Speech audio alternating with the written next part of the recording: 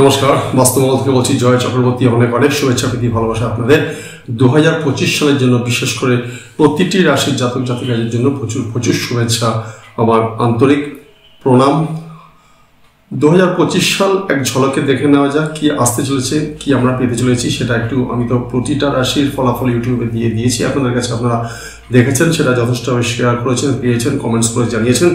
যদি এক ঝলকে বলি তাহলে দেখা যাচ্ছে 2025 সাল নতুন বছর কি আসতে চলেছে। বিশেষভাবে কিন্তু 4টে গ্রহের পরিবর্তনের জন্য, রাশি গোচর পরিবর্তনের জন্য এই বছরটা বিশেষভাবে অন্যরকম গুরুত্বপূর্ণ। বারবার আমি সেটা বলেছি, আপনি অ্যালার্ট করেছি। তার জন্য প্রথমেই বলবো, মেষ, এটা একটা দারুণ বছর। প্ল্যান করে এগোন, একটু চেষ্টা করলে সাফল্য আসবে।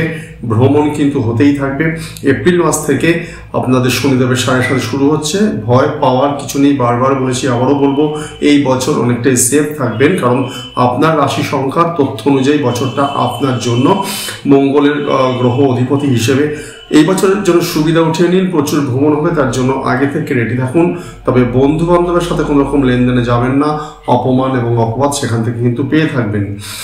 বৃষ রাশির জন্য বলবো, শরীরের দিকে দৃষ্টি রাখুন। মাঝে মাঝে মোটা ধনাগম হয়ে থাকবে, অর্থ বৃদ্ধি হয়ে থাকবে। একটা দুর্দান্ত বছর, সঠিকভাবে কাজে লাগান, এর থেকে আর বেশি কিছু বলার নেই। মিথুন রাশির জন্য প্রেমের ক্ষেত্রে দুর্দান্ত, বোঝাপড়া করলে এগুলো ভালো হবে। অন্যান্য শুভ যথেষ্টভাবে থাকবে। প্রেম দাম্পত্য জীবনে অত্যন্ত শুভ ফল পেতে চলেছেন। বিশেষ করে প্রেম থেকে যারা বিবাহ সম্পর্কে যাচ্ছেন তাদের জন্য কিন্তু এটা একটা দারুণ দুর্দান্ত শুভ বছর।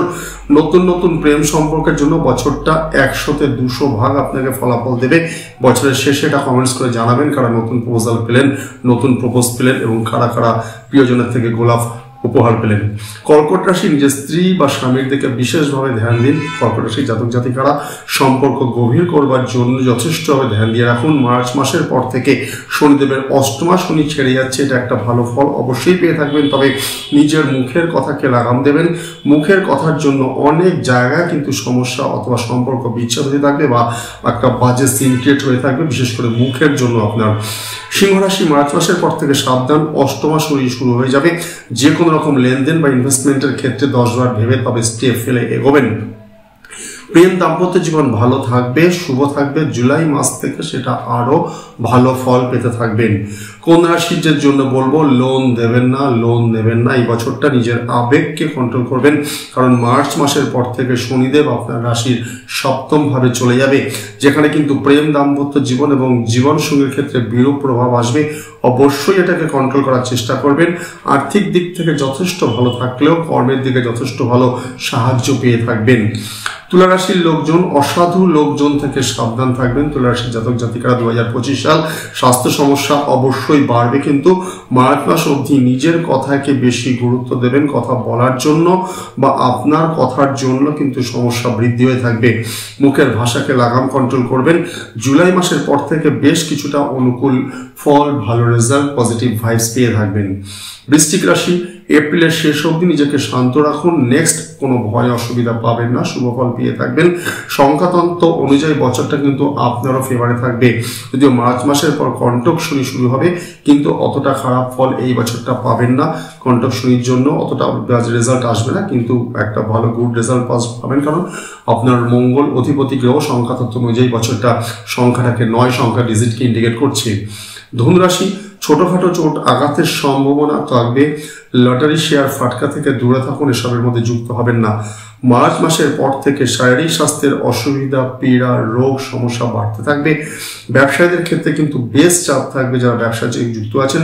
দশমভাবে মে মাস অবধি রাহু কেতুর প্রভাব এবং পরবর্তীতে শনিদেবের প্রভাব আপনার ব্যবসার ক্ষেত্রে একটু প্রভাব ফেলবে, যার জন্য ব্যবসার ক্ষেত্রে যথেষ্ট সাবধান থাকাই বাঞ্ছনীয় হবে। মকর রাশি, মার্চ মাস অবধি বেশ ডিস্টার্ব থাকবে।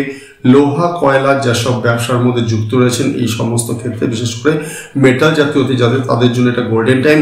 30 বছরের জন্য শনিদেবের সাড়ে সাথে থেকে মুক্ত হয়ে যাচ্ছেন আপনারা। আমি লিখেছিলাম যে মকর রাশি নতুন জীবন পাচ্ছে, একদম সত্যি তাই। অনেক অনেক পুরনো জটিল সমস্যা যেগুলো সহজে দূর হচ্ছিল না, সেখান থেকে আস্তে আস্তে অনেকটাই মুক্তি পাবেন, মানসিক শান্তি পাবেন। মকর রাশি জাতক জাতিকারা মার্চ মাসের পর থেকে নতুন জীবন এবং অনেক কিছু ভালো কিন্তু আস্তে আস্তে পেতে থাকবেন। অনেক খারাপ জিনিসগুলো, ব্ল্যাক সাইড দেখবেন, আস্তে আস্তে আস্তে কালার ফেড হয়ে যাচ্ছে। কুম্ভ রাশি, শরীর খুব একটা ভালো যাবে না, তীর্থ ভ্রমণের যোগ আছে, নিজের বাড়িতে কথাবার্তায় সাবধানে থাকবেন।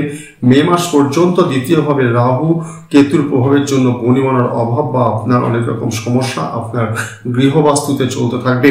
শনিদেবের পূর্ণাঙ্গ 7.5 আপনার চলবে বছর, এবং রাস্তাঘাটে চলাফেরাতে সাবধান। শনিদেব কিন্তু আপনার রাশি ঘরে প্রবেশ করে যাচ্ছেন এখানে মার্চের পর থেকে। মীন রাশি, নিজের কথায় লাগাম দিন। বন্ধু সেজে শত্রু কিন্তু আসবে ক্ষতি করতে। মার্চ মাস থেকে শনিদেব আপনার রাশিতে প্রবেশ করছে, ধার্মিক হয়ে থাকার চেষ্টা করবেন। প্রেম দাম্পত্য জীবনের ক্ষেত্রে বছরের প্রথম ভাগ অর্থাৎ জুন জুলাই মাস অব্দি ডিস্টার্ব থাকলেও পরবর্তীতে এটা অনেক ভালো ফল আপনাকে এনে দেবে। এবং এটা জানবেন কি, এইখানে আপনার যেহেতু রাশির মধ্যে শনিদেব প্রবেশ করছেন, সুতরাং রাস্তাঘাটে চলাফেরার ক্ষেত্রে একটু বিশেষ সাবধান থাকবেন, একটু অন্যরকম ধ্যান দেওয়াটা ভালো হবে। এবং এই ক্ষেত্রে মীন রাশিদের বলবো যত পারবেন বিশেষভাবে বেশি করে মীন রাশির জাতক জাতিকারা হলুদকে ব্যবহার করার চেষ্টা করুন, অত্যন্ত ভালো ফল পাবেন। প্রতিটি রাশির জন্য অনেক অনেক শুভেচ্ছা। 2025 সাল আপনাদের ভালো থাকুক এবং ভালো কাটুক। প্রতিটি রাশির জাতক জাতিকা সুস্থ থাকুন, ভালো থাকুন। আবার দেখা হবে। নমস্কার।